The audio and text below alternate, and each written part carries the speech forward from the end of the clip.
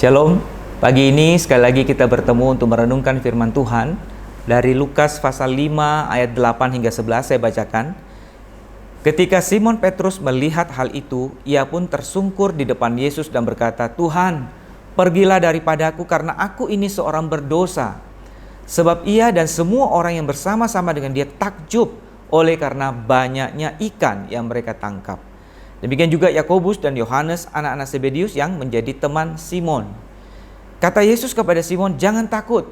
Mulai dari sekarang engkau akan menjala manusia." Dan sesudah mereka menghela perahu-perahunya ke darat, mereka pun meninggalkan segala sesuatu lalu mengikut Yesus.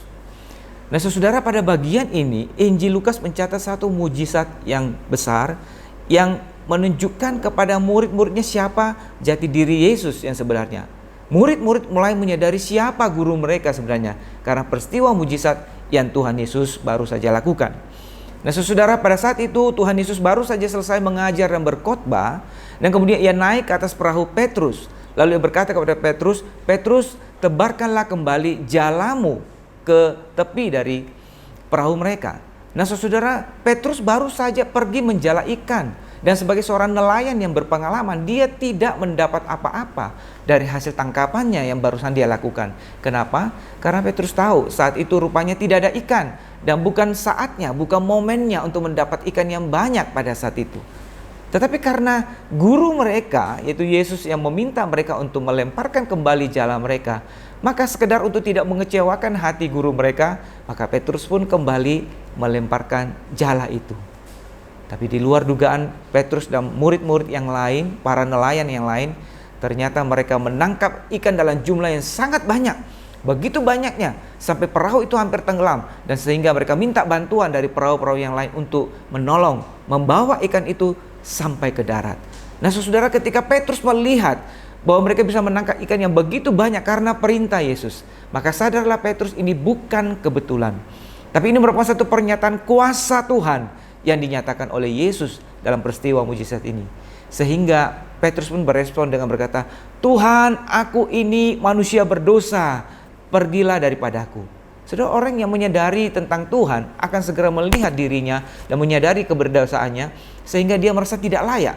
Sehingga Petrus berkata, "Tuhan, pergilah daripadaku." Itulah realitanya, bahwa kita adalah orang berdosa dan kita tidak layak di hadapan Tuhan. Nah, saudara, tapi respon Tuhan Yesus sungguh di luar dugaan. Karena Tuhan Yesus tidak meninggalkan dan tidak menolak Petrus. Sebaliknya Tuhan Yesus berkata, "Engkau akan menjadi penjala manusia." Saudara, Petrus tahu dia orang berdosa, dan memang dia orang berdosa, dan dia tidak layak. Tapi sungguh di luar dugaan, Tuhan Yesus justru memanggil dia untuk menjadi penjala manusia. Nah, saudara, Petrus tahu dirinya tidak layak. Murid-murid yang lain pun juga tidak layak. Kita semua, ya, orang-orang pada zaman ini yang disebut sebagai orang-orang percaya pun juga sebenarnya dahulu adalah orang-orang yang tidak layak, orang yang berdosa.